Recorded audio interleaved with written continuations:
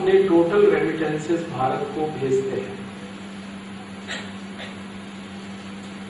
हमको ये समझने में बहुत तकलीफ होती है कि जो हायर इंस्टीट्यूशन से पास आउट होकर भारत से बाहर जाते हैं वो रेमिटेंसेस नहीं भेजते, लेकिन जो साधारण कार्मिक हैं जो भारत से पास आउट होके इंटरमीडिएट किसी ने पास किया है, 10th स्टैंडर्ड किसी ने पास किया है और गल्फ रीजन में काम कर रहे हैं लास्ट 15, 20, 25 ईयर्स से, वो अपने कुल जो उनकी इनकम है उसका ज्यादा से ज्यादा पैसा भारत देश को भेजते हैं। गवर्नमेंट ऑफ इंडिया के स्टैटिस्टिक्स है कि गल्फ रीजन में रहने वाले जो भारतीय नागरिक हैं जो कार्मिक के रूप में काम करते हैं उनका yearly 4 to 5 billion dollar Bharat में आता है, लेकिन हायर इंस्टीट्यूशन से पास आउट होकर निकलने वालों का 1 बिलियन डॉलर भी नहीं आता। हम ऐसी कल्पना करते हैं कि जिनकी स्टडीज बहुत ऊंचे इंस्टीट्यूशंस में हुई है, जिनको बहुत हाई इंस्टीट्यूशंस में पढ़ने का मौका मिला है, प्रीमियर इंस्टीट्यूशंस में जिन्होंने अपना अभ्यास किया है, उनका जो नैतिकता होगा, जो उनका मोरालिटी होगा, देशभक्ति होगा, वो जास्ती ऊंचा होगा, लेकिन वास्तव में उल्टा है। जो लोग सिंपल 10th और 12th पास करके गल्फ में चले गए हैं उनका भारतीयता, देशभक्ति, राष्ट्रभक्ति बहुत ऊंची है। मैं आपको एक छोटा सा उदाहरण देता हूं। भारत में गल्फ वॉर हुआ था, कारगिल वॉर हुआ था।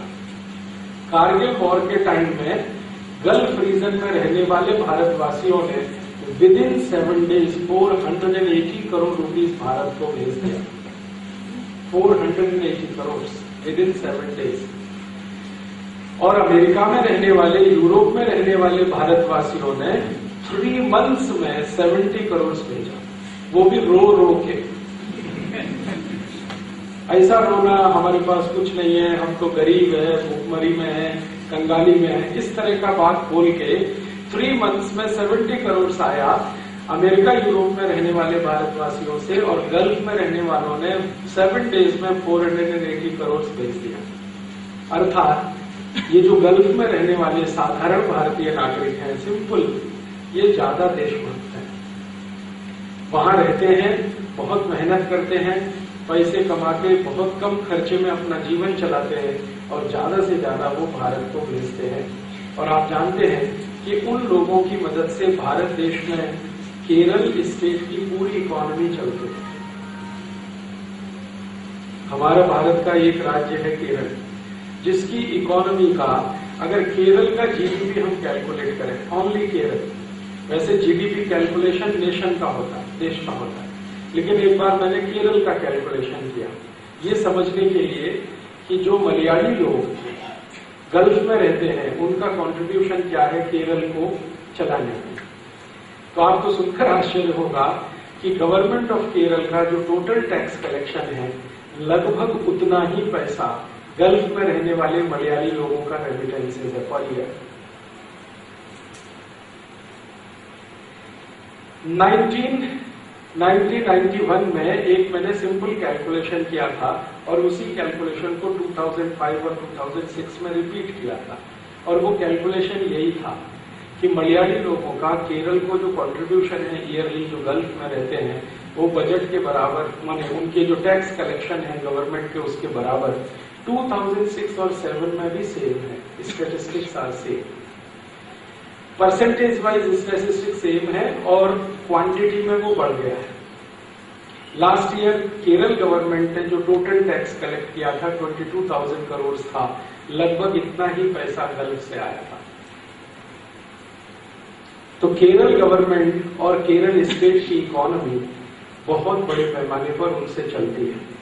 हमें गर्व है इन सभी भारतवासियों पर जिनकी एजुकेशन बहुत कम है, जिन्होंने देश का खर्चा बहुत कम किया है अपने ऊपर, फिर भी देश के लिए इतना सारा वो कर रहे हैं। बहुत खराब कंडीशंस में वो गल्फ में रहते हैं, फिर भी वो देश में पैसा भेजे।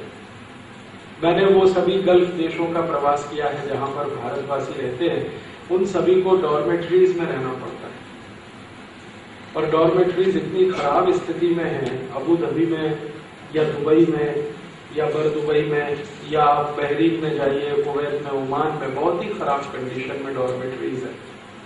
10 बाई 10 का एक रूम होता है 100 स्क्वायर फीट का, उसमें मिनिमम 8 या 10 नागरिक रहते हैं, 8 to 10 मिनिमम।